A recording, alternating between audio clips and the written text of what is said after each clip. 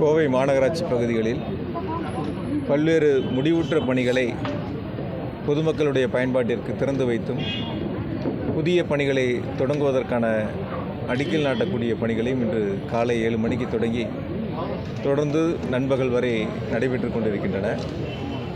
குறிப்பாக இன்று மட்டும் 30,93 லட்சம் ரூபாய் மதிப்பிலான முடிவுற்ற பணிகளும் புதிய பணிகளுமாக கோவை மாநகராட்சி பகுதி மக்களுக்கு வழங்கப்பட்டுள்ளன. தமிழ்நாட்டினுடைய முதலமைச்சர் மாண்புமிகு தளபதி அவர்கள் ஆட்சி பொறுப்பேற்று கோவை மாநகராட்சி பகுதிகளில் பல்வேறு சாலைகள் நீங்களே பல நேரங்களில் சுட்டி காட்டியிருக்கீங்க, இந்தந்த சாலைகள் மிக மோசமாக இருக்கிறது என்று. பல்வேறு சாலைகளை புதிய தார் சாலைகளாக மாற்றிட வேண்டும் என்று அதற்கான நிதிகளை வழங்கி ஏறத்தாழ 860 கிலோமீட்டர் அளவிற்கான சாலைகள் 415 கோடி ரூபாய் மதிப்பில் முடிக்கப்பட்டுள்ளன. மேலும் விடுபட்ட சாலைகளை புதிதாக தார் சாலையாக மாற்றுவதற்கு 200 கோடி ரூபாய் சிறப்பு நிதியை வழங்குவதற்கான அறிவிப்பை மாண்புமிகு முதலமைச்சர்கள் வெளியிட்டு அதில் 100 கோடி ரூபாய் டெண்டர் விடுவதற்கான பணிகள் இப்பொழுது தொடங்கப்பட்டிருக்கின்றன. மீதம் இருக்கக்கூடிய 100 கோடி ரூபாய்க்கான பணிகள் தேர்வு செய்யப்பட்டு அதற்கான திட்ட மதிப்பீடுகள் தயார் செய்யப்பட்டு வருகின்றன. விரைவில் அதற்கான ஒப்பந்த புள்ளிகள் கோரப்பட்டவுடன் அந்த தார் சாலை அமைக்கக்கூடிய பணிகளும் விரைவாக தொடங்க இருக்கின்றோம். எனவே கோவை மாநகராட்சியினுடைய வளர்ச்சி என்பது மாண்புமிகு முதலமைச்சர் தளபதி அவருடைய வழிகாட்டுதலின்படி அவர்கள் வழங்கிய சிறப்பு நிதியின் மூலமாக தார் சாலைகள் அமைப்பது உள்ளிட்ட பல்வேறு பணிகள் மிக சிறப்பாக நடைபெற்று கொண்டிருக்கின்றன. இன்னும் தேவையான நிதிகளை மாண்புமிகு முதலமைச்சர்கள் வழங்குவதற்கு தயாராக இருக்கின்றார். இன்றைக்கி மட்டும் 30,93 லட்சம் ரூபாய் மதிப்பிலான பணிகள் முடிந்த பணிகள் பொதுமக்களுடைய பயன்பாட்டுக்கு திறந்து வைக்கப்பட்டுள்ளது. புதிய பணிகள் அடிக்கல் நாட்டப்பட்டிருக்கின்றன. நீங்கள் நிறையா நேரங்களில் கேட்பீங்க சாலைகள் அமைப்பது. சில நேரங்களில் கூட சாலைகளை பற்றி பொதுவெளியில் சில அரசியல் கட்சிகள் சொல்லக்கூடிய கருத்துக்களையும் நீங்கள் சில நேரங்களில் கேள்விகளாக கேட்டிருக்கிறீங்க. 860 கிலோமீட்டர் இது வரைக்கும் 415 கோடி ரூபாய் மதிப்பிலான சாலைகள் கோவை மாநகராட்சியில் அமைக்கப்பட்டுள்ளன. கூடுதலாக இப்பொழுது 200 கோடி ரூபாய் அமைப்பதற்கான நிதிகளை மாண்புமிகு முதலமைச்சர்கள் வழங்கியிருக்காங்க. அதாவது கோவை மாநகராட்சியினுடைய வரலாற்றில் 3½ ஆண்டுகளில் இவ்வளவு பெரிய நிதிகள் சாலை அமைப்பதற்கு மட்டும் ஒதுக்கீடு செய்யப்பட்டு இவ்வளவு கிலோமீட்டர் நீளம் சாலைகள் அமைக்கப்பட்டது இதுவே வரலாற்றில் முதல் முறை. நீங்கள் வேணால் வரலாறு எடுத்து பாருங்கள். எந்த காலகட்டத்திலையும் இவ்வளவு நிதிகள் கொடுத்ததில்லை சாலை அமைப்பதற்கு. இத்தனை கிலோமீட்டர் அளவிற்கு இந்த 3½ ஆண்டுகள் அமைக்கப்பட்டதைப் போல கடந்த காலங்களில் எப்பொழுதும் அது அமைக்கப்படவில்லை.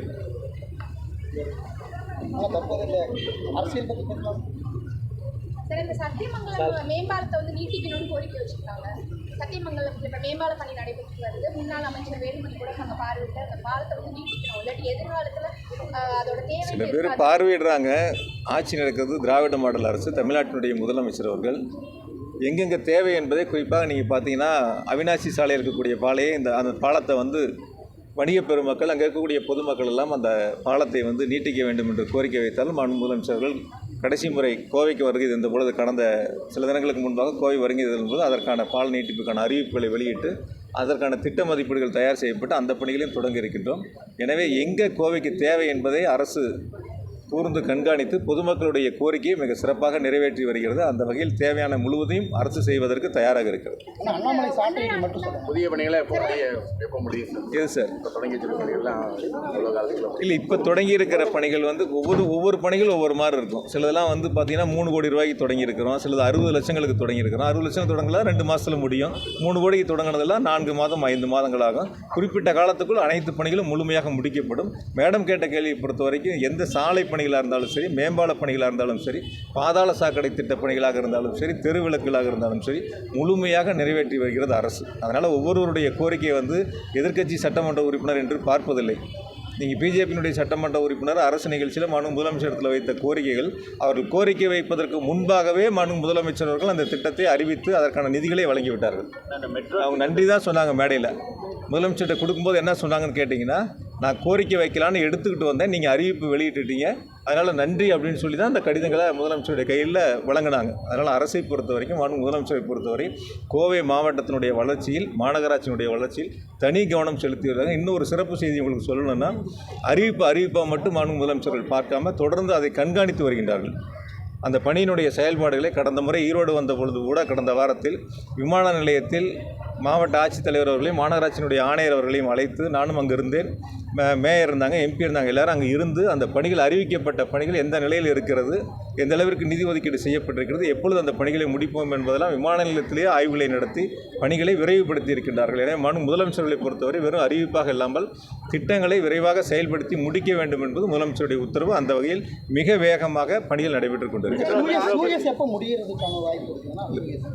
பல இடங்களில் பணிகள் முடிக்கப்பட்டிருக்கிறது. ஏதாவது ஒரு சில பகுதிகள் மட்டும்தான் இருக்குது. அதுவும் விரைவாக முடிச்சிருவாங்க. முடிச்சதுக்கப்புறம் தான் நம்ம சாலை அமைக்கக்கூடிய பணிகளை நம்ம தொடங்கியிருக்கோம்.